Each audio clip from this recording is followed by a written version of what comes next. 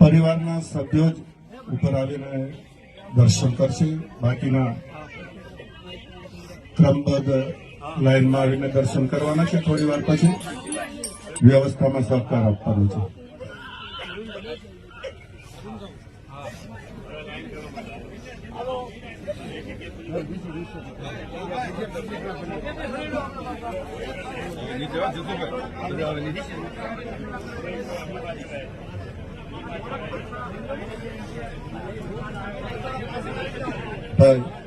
જે મહેમાનોને દર્શન કરવાના હોય વિનંતી દરેક આપણે લાઈનમાં ઉભા